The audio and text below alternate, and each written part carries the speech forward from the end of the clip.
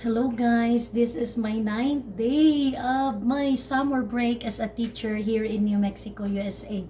I am Mary Chris at kasalukuyan ako nagluluto ng chicken tinola.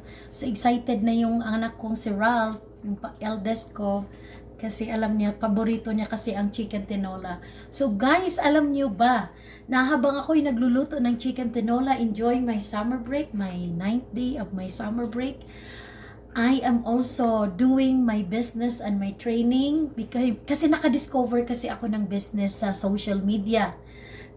Nakita ko ito na napakalaki ng potential na ako makapag-retire ng maaga in 3 to 5 years or less. So, yes guys, I'm halfway there.